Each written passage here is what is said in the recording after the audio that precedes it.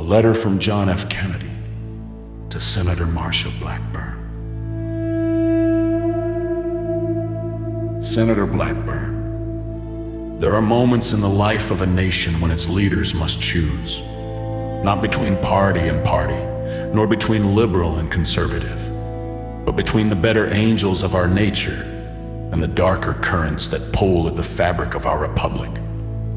At such moments, courage is not a luxury, it is a necessity.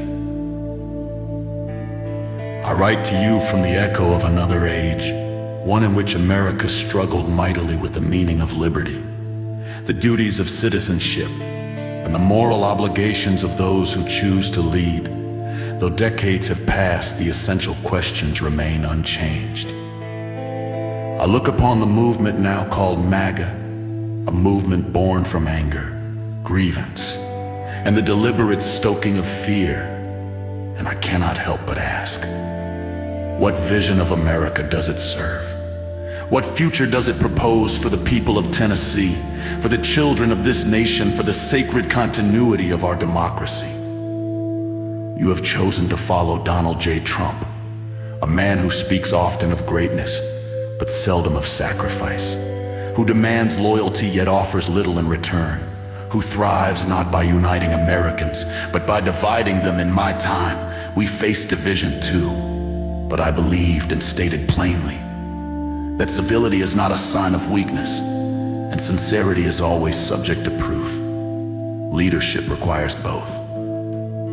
I do not question your right to choose your allegiance, but I ask, how does a senator sworn to uphold the Constitution reconcile that oath with a leader who has openly assaulted the institutions that safeguard our freedom? How does one square fidelity to America with fidelity to a man who has placed himself above the law, above truth, and above the people he once claimed to serve?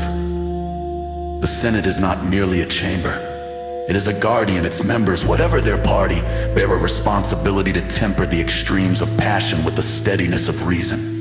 When you lend your voice to a movement that undermines trust in elections, that encourages contempt for the rule of law, that treats fellow citizens as enemies, then the question must be asked, is this the service you wish to be remembered for?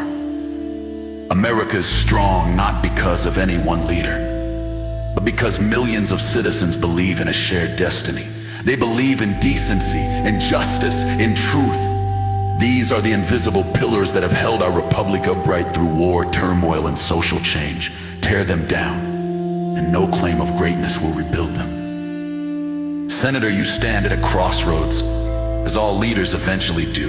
One path leads deeper into the politics of division, where loyalty to a single man outweighs loyalty to the nation. The other leads back toward the enduring ideals that generations have fought to preserve: freedom, equality, and the peaceful transfer of power. You may ask yourself which path serves Tennessee, which path honors the Senate, which path history will respect. And I ask you now, as one who once held the trust of the American people and paid the ultimate price for believing in their better future, will you stand with those who seek to unite this country, or with those who profit by tearing it apart? The choice is yours, but the consequences belong to all of us. With the hope that courage may yet prevail, Ghost of John F. Kennedy.